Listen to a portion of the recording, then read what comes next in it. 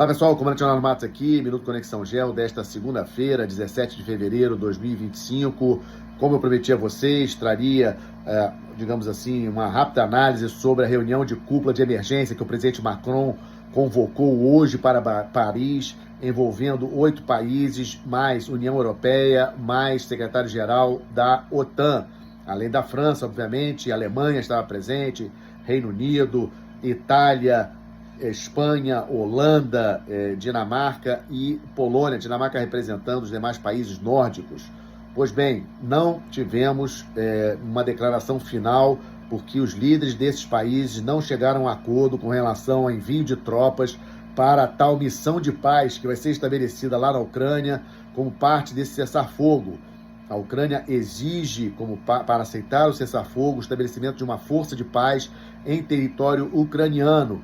A Rússia não aceita a presença de países da OTAN e hoje a revista The Economist publicou uma matéria dizendo que os Estados Unidos considerariam a possibilidade de participação de militares da China e do Brasil participando dessa missão de paz ali na Ucrânia. O problema na reunião de cúpula é que países como Polônia, Espanha e Alemanha não concordaram nesse momento em falar sobre envio de militares de seus países para essa missão de paz. Como já prevíamos, muito complicado a Europa sozinha decidir sobre temas tão complexos. Os europeus ficaram realmente bastante consternados com relação ao discurso do vice-presidente J.D. Vance dos Estados Unidos na última sexta-feira na conferência de Munique, em que disse que o maior problema da Europa não é a Rússia, não é a China, mas problema de liberdade de expressão dentro da Europa.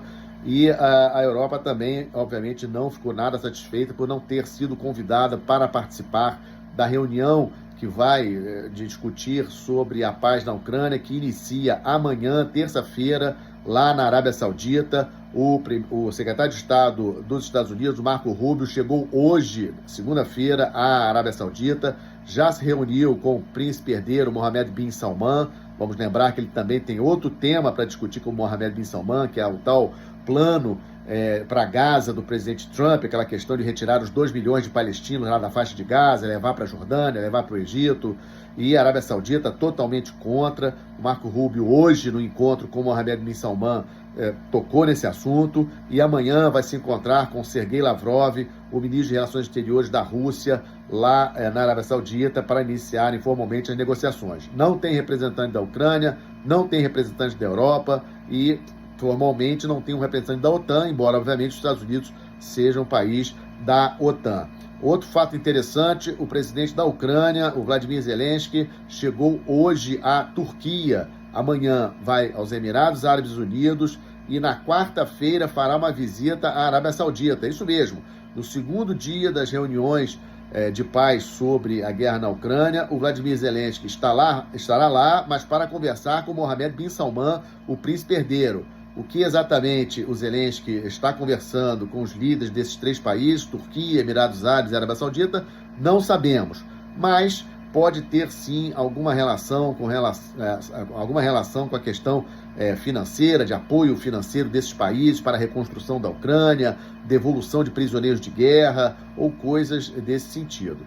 Ou seja, situação em relação ao conflito Rússia e Ucrânia indefinido, a Europa se sentindo aí alijada do processo. Talvez estejamos vivendo aí um momento histórico de digamos assim, um rompimento entre Europa e Estados Unidos.